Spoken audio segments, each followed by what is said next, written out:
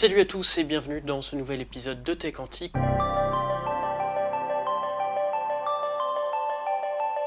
Aujourd'hui, épisode très rapide sur une cassette qui m'a été offerte par un abonné qui a une boutique eBay qui est Big Bad Tapes. Donc je promis de faire la pub vu qu'il m'a aussi aidé à avoir quelques cassettes pour vous montrer sur les cassettes, les Maxell et les Type 0. Là ça a été une surprise pour moi, toujours l'aspect nostalgique de la cassette.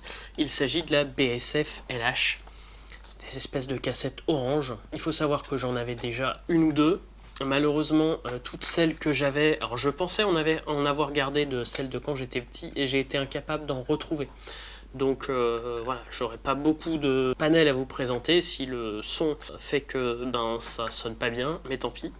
C'est les cassettes chez BSF basiques des années 70, mais avec leur aspect orange assez flashy, font en effet très années 70, moi ça me fait penser à ABBA, même si la cassette d'ABBA que j'avais était sur BSF orange aussi, mais de la fin des années 70, c'est pas du début, celle avec l'aspect plus carré. Celle-là, moi, c'était pour enregistrer sur le petit magnétophone d'enfant, mais aussi j'avais pas mal de musique là-dessus, sur mes magnétophones pour enfants, et puis ensuite, une fois que j'ai grandi, toutes celles-là sont passées, je pense, à la poubelle, puisque j'en retrouve plus.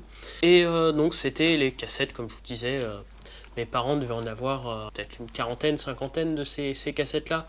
C'est vraiment celles que je pense on trouvait très très facilement dans les années 70. Ça sent les années 70. Donc celle-là, c'est celle que j'avais avant de ce qu'a envoyé mon abonné, malgré le fait qu'elle a l'air d'être quasiment neuve. Elle est inutilisable. J'arrive pas à voir du tout. J'ai des drop-out de partout. Je l'ai acheté en Bretagne, donc peut-être qu'elle a été conservée dans un environnement qui n'était pas bon du tout pour la bande, elle a peut-être pris de l'humidité, etc. Donc celle-là est malheureusement inutilisable en enregistrement. Donc Adrien m'a envoyé cette belle cassette en 120 minutes en plus, et dans un truc, je pense en avoir eu de ce genre de choses quand j'étais tout petit, content d'en avoir retrouvé un.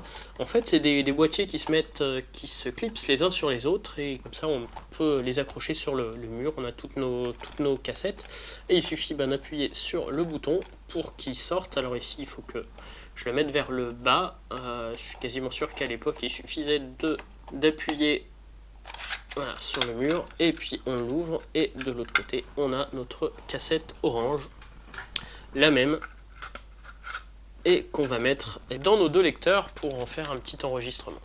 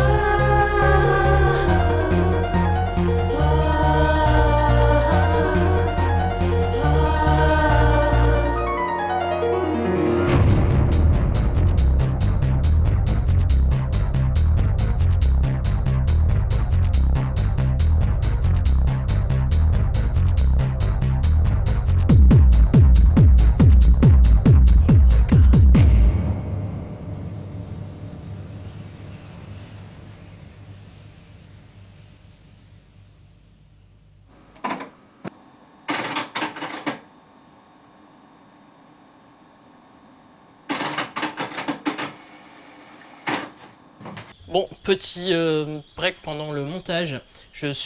J'ai voulu renumériser une deuxième fois le son, puisque vous avez vu que ma carte son avait un peu saturé. Et catastrophe, vous pouvez entendre ici, la cassette grince complètement. Et ça s'entend dans les haut-parleurs, donc c'est inutilisable. Donc au final, elle a eu une utilisation unique.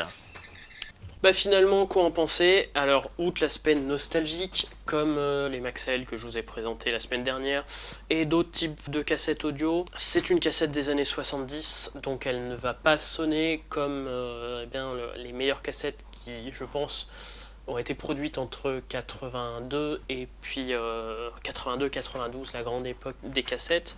Ça, c'était le début enfin le début, pas le tout début, mais en tout cas le début des cassettes, donc avec leur spécial mécanisme, donc le petit truc, j'en ai ouvert une là pour vous montrer.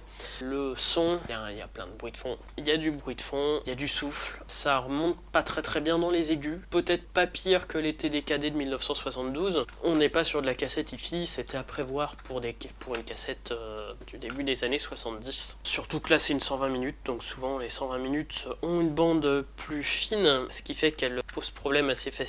Là je viens de voir en fait, malgré l'enregistrement que j'ai fait, je viens de voir que la bande n'est pas en très bon état alors que je crois qu'elle est neuve. Donc voilà, c'est du 120 minutes donc c'est fragile.